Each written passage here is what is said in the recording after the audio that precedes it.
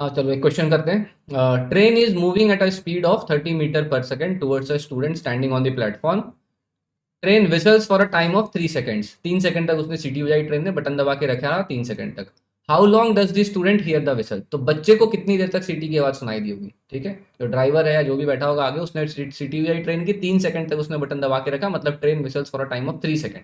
तो जो प्लेटफॉर्म पे बच्चा है उसे कितनी देर तक सीटी की आवाज सुनाई दी? तो देख के बड़ा ऑब्वियस लग रहा है, जब 3 सेकंड तक बजाया तो 3 सेकंड तक ही सुनाई दिया होगा, बट ऑब्वियसली इसका आंसर 3 सेकंड नहीं है। ठीक है, तो अगर आपको ट्राई करना है तो कर सकते हो, पॉज कर दो वीडियो, ट्राई करो, और अगर आंसर सही आ जाए, अगर आपका कमेंट कर देना कि सही आया था, और अगर नहीं हो पाए तो पॉज हटाकर सॉल्यूशन देख लो। ठीक है, तो मैं सॉल्यूशन डिस्कस कर रहा हूँ, आपको ट्राई करना तो पॉज कर देना। ठीक है, तो train is moving at a speed of 30 metre per second towards student standing on the platform. तो सबसे पहले फटाफट ट्रेन बना लेते हैं।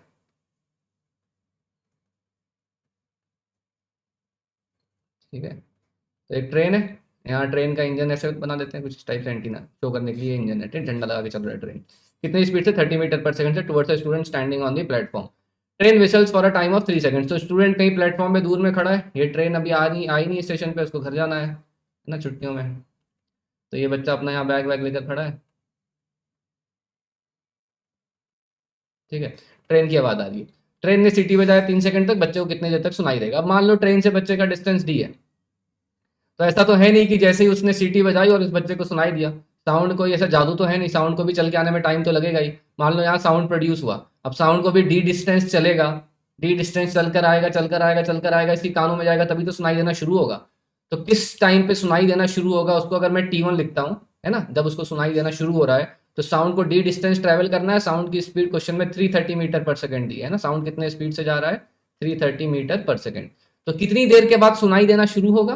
तो डिस्टेंस डी मान लिया था और स्पीड हो गई आपकी 330, तो इतनी देर के बाद सुनाई देना शुरू होगा।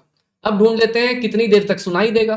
तो जब जितनी देर तक सुनाई दे रहा है और जिस वक्त शुरू हुआ था उसका माइनस करोगे तो ड्यूरेशन मिल जाएगा। तो सुनाई देना शुरू हुआ T1 टाइम पे। अब मान लो 3 सेकंड तक इसने विशल बजाया है, तो यहां से स्टार्ट हुआ था, साउंड ट्रेवल करते करते इसके कानों में पहुंचा, सुनाई देना शुरू हो गया। अब 3 सेकंड में ट्रेन भी आगे चल जाएगा, आगे बढ़ जाएगा।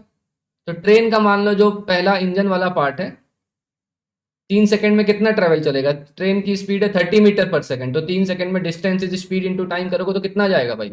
स्पीड 30 है और टाइम 3 सेकंड बोल रहा हूँ, तो ये 3 इंटू 30, ट्रेन 90 मीटर आगे पहुंच गया, है ना, ऐसा बना दिया, ट्रेन 90 मीटर आगे पहुंच गया। तो अब जो साउंड का आखिरी वाला पार्ट है, 3 सेकंड तक उसने बजाया था, तो अब यहाँ पर साउंड का स्टार्ट वाला एंड वाला पार्ट बचा। अब एंड वाला पार्ट भी इसके कान में यहाँ से ट्रेवल करते करते करते करते करते करते इस बच्चे के कानों में जाएगा। तो अब इसको कितना डिस्टेंस ट्रेवल करना पड़ेगा? टोटल डी था और ये 90 मीटर आगे चला गया है, तो डी माइनस 90 मीटर, है ना, डी माइनस 90 मीटर साउंड को और चलना पड़ेगा। तो कब तक सुनाई देता रहेगा उसे? 3 सेकंड तक तो ट्रेन आगे बढ़ा या बटन दबाया उसने, प्लस अब साउंड को ये डिस्टेंस भी कवर करना है, तो D minus 90 divided by sound की स्पीड कितनी है? 330।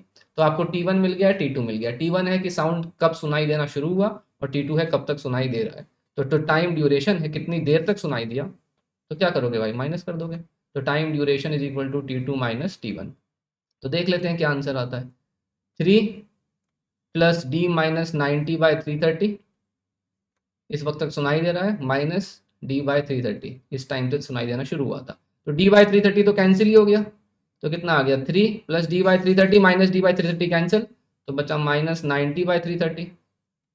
ये हटाओ भाई, 0 0, 99 minus 90, 99 minus sorry 9, 99 minus 9 by 33, 90 by 33 is equal to 30 by 11, रफली कितना हो जाएगा ये? 11 टू द 22, 2.73 सेकेंड्स के आसपास आ रहा है। तो देखो ट्रेन ने सीटी कितनी देर तक बजाई थी?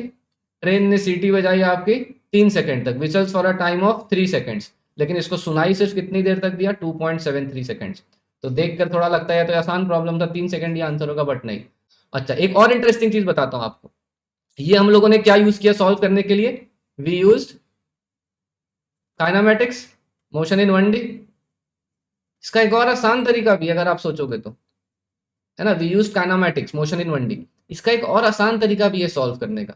ठीक है, बताऊं क्या तरीका है? देखना, इजी तरीका है। जिन्होंने साउंड पढ़ा है उसके लिए मैं बता रहा हूँ, जिन्होंने साउंड पढ़ा है उसके लिए बता रहा हूँ, एक आसान तरीका देखो। क्या आपको ये पता होगा, है ना, कि जो साउंड, जो अगर ट्रेन आपके पास आ रही है तो आपको कानों में फ्रीक्वेंसी बढ़ी हुई सुनाई देती है, जो डॉपलर्स इफेक्ट आपने पढ़ा होगा।